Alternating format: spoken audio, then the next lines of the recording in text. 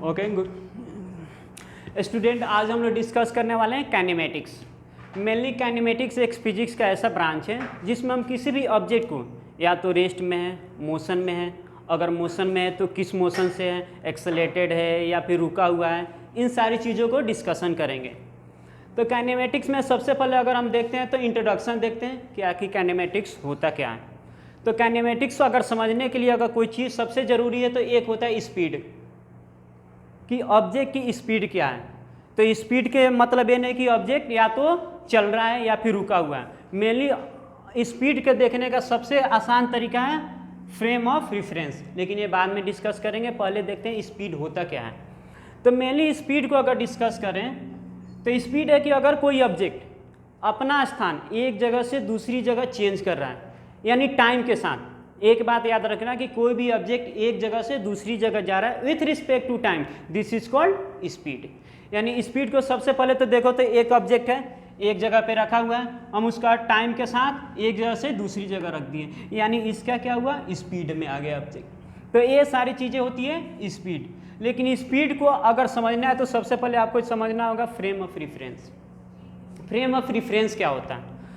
जैसे कोई बोला, जैसे कि मान लो एक आपके सामने बोर्ड है, वाइट बोर्ड है, कोई बोल रहा है कि ये रुका हुआ है, या हम यहाँ पे खड़े हैं तो हम बोल रहे हैं कि हम रुके हुए हैं, तो ये गलत बात है। हम यहाँ पे रुके हुए नहीं हैं। एक्चुअली वर्ल्ड में कोई भी ऑब्जेक्ट है वो एक जगह रुकी हुई नहीं है, वो हमेशा मोशन में है।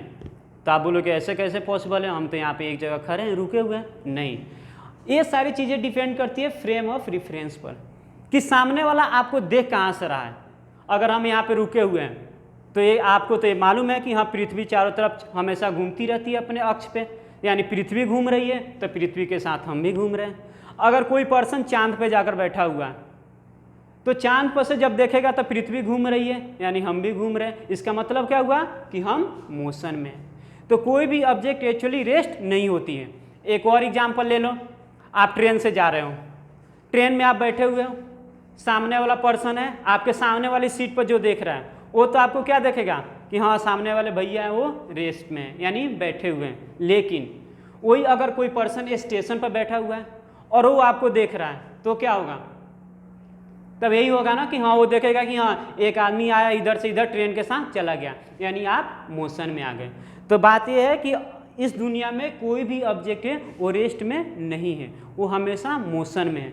तो मोशन को सबसे पहले समझना है फ्रेम ऑफ रेफरेंस। यानी अब हम मोशन तो समझ लिए कि हाँ कि कोई भी ऑब्जेक्ट रुका हुआ नहीं है, मोशन में है। तो अभी फ्रेम ऑफ रेफरेंस का मतलब क्या होता है? फ्रेम ऑफ रेफरेंस की जैसे कि मान लो हम यहाँ पे बैठे हुए हैं, कोई ऑब्जेक्ट यहाँ पे मोशन कर रहा है, इसका मतलब कि इस ऑब्जेक्ट के रिलेटिव में, इस फ्रेम के रिलेटिव में ऑब्जेक्ट किस में है, मोशन में है। लेकिन अगर इसी फ्रेम में किसी ऑब्जेक्ट को रख दिए तो ऑब्जेक्ट मोशन में ना होकर रेस्ट में है। ठीक है, तो इसी का मतलब होता है फ्रेम ऑफ रेफरेंस। लेकिन फिजिक्स में हम बहुत सारी चीज़ें पढ़ेंगे कि हाँ ये रेस्ट में है, ये मोशन में है, तो ये सारी चीज़ें गलत होती। लेकिन नहीं, हम जब फिजिक्स में ये सारी चीज़ें पढ़ेंगे तो हम एक कोऑर्डिनेट सिस्टम के थ्रू पढ़ेंगे। हमारे पास एक कोऑर्डिनेट होगा, यानी एक कोऑर्डिनेट होगा एक्स एक्सिस, दूसरा होगा वाई एक्सिस और तीसरा होगा जेड एक्सिस। यानी इस एक्सिस, अब देखो ये जेड एक्सिस मेनली अपर में सिस्टम है, यानी 3 डायमेंशनल फिगर है। तो हम 3 डायमेंशनल फिगर को अप में तो दिखा नहीं सकते, इसलिए हमने इसको थोड़ा सा कर्व करके दिखाया हुआ है। यानी अगर हम फिजिक्स में पढ़ें तो एक्स वाई जेड इन तीनों एक्सिस में हम पूरे फिजिक्स के क्वांटिटी को पढ़ेंगे। यानी कोई ऑब्जेक्ट रेस्ट में है, मोशन में है, मोशन में है तो किस मोशन में, क्योंकि मोशन के अलग अलग टाइप्स होते हैं। तो लो आगे सबसे पहले कंसेप्ट ऑफ रेस्ट और मोशन। मेनली थोड़ा थोड़ा तो आइडिया आपको हो ही गया होगा कि कौन सी ऑब्जेक्ट रेस्ट में और कौन सी ऑब्जेक्ट मोशन में है। यानी अगर रेस्ट की बात करें तो दुनिया में कोई भी ऑब्जेक्ट रेस्ट में नहीं है, सारी चीज़ें मोशन में है। लेकिन हम फिजिक्स में बात करेंगे तो अपना अगर X axis Y axis Z axis के थ्रू देखेंगे तो बहुत सारी चीज़ें आपको रेस्ट में आएगी, बहुत सारी चीज़ें मोशन में आएगी। ठीक है, तो सबसे पहले अब बात आती है टाइप्स ऑफ मोशन। तो देखो ऐसे कि टाइप्स ऑफ मोशन बहुत तरह का है, तो उनका अलग अलग बेसिस पे कैटेगरी पे डिपेंड किया गया है। तो सबसे पहले अगर हमने यहाँ पे कोऑर्डिनेट की बात कर ली है तो सबसे पहले देखते हैं motion depend on the coordinates, कि मोशन किस कोऑर्डिनेट पे डिपेंड करता है। तो अगर कोऑर्डिनेट में बात करें तो मोशन 3 तरह के होते हैं। First, one dimensional motion,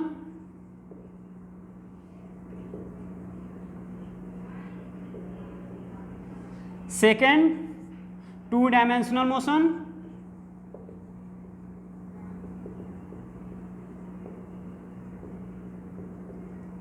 third, three dimensional motion.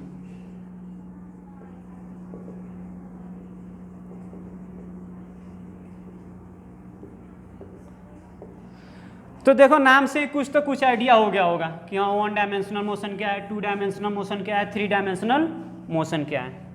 जैसे हमने बात कर ली यहाँ पे एक्स एक्सिस, वाई एक्सिस और ए जेड एक्सिस। यानी कोई भी ऑब्जेक्ट अगर एक डायमेंशनल में मोशन कर रहे हैं, यानी सिर्फ एक्स एक्सिस में जा रहा है या फिर सिर्फ वाई एक्सिस में जा रहा है या फिर सिर्फ जेड एक्सिस में जा रहा है, this is called one dimensional motion. जैसे मान लो हमने कोई ऑब्जेक्ट को यहाँ से एक सीधी डायरेक्शन में लुढ़का दिया, यानी वो मोशन क्या कर रहा है, सिर्फ एक्स एक्सिस में जा रहा है, this is called one dimensional motion. अगर हमने किसी भी ऑब्जेक्ट को डायरेक्ट पॉइंटेड टू ऊपर फेंका, जिस पाथ पर गया ऑब्जेक्ट और उसी पाथ पर रिटर्न आ गया, यानी वन डायमेंशनल मोशन, क्योंकि सिर्फ एक ही डायमेंशन में है। अगर हमने एक ऑब्जेक्ट को सीधा आपकी तरफ थ्रो किया और ऑब्जेक्ट डायरेक्ट उसी पाथ पर मेरे पास आ गया, this is called one dimensional motion. यानी कोई भी ऑब्जेक्ट अगर सिर्फ एक डायमेंशन में है, this is called one dimensional motion. यानी अगर कोई ऑब्जेक्ट मान लो एक्स एक्सिस में, सिर्फ एक्स एक्सिस में जा रहा है, वन डायमेंशनल मोशन। अगर एक्स एक्सिस में नहीं जा रहा है तो वाई एक्सिस में जा रहा है या फिर जेड एक्सिस में जा रहा है। तो कोई भी मोशन हो, अगर एक डायरेक्शन में किसी में ऑब्जेक्ट मोशन कर रहा है, this is called one dimensional motion. हम लोग अगर साइकिल से जा रहे हैं, बाइक से जा रहे हैं, ये सारी चीज़ें जो भी होती हैं वन डायमेंशनल मोशन होती है, क्योंकि हम एक सीधी डायरेक्शन में जाते हैं, this is called one dimensional motion. अब आता है टू डायमेंशनल मोशन, यानी कोई भी ऑब्जेक्ट कोई दो एक्सिस को रिफर करे, यानी एक्स एक्सिस में भी जाए और वाई एक्सिस में जाए। यहाँ पे देखो ये एक्स एक्सिस है, ये वाई एक्सिस है, यानी ये इसका फील्ड हो गया।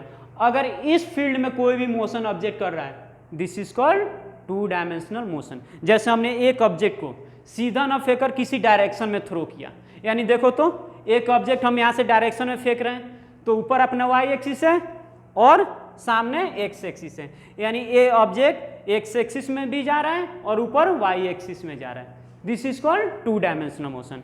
यानी कोई भी ऑब्जेक्ट दो रिफरेंस पॉइंट को, यानी अपना एक्स एक्सिस भी कवर करे और वाई एक्सिस भी कवर करे, this is called two dimensional motion.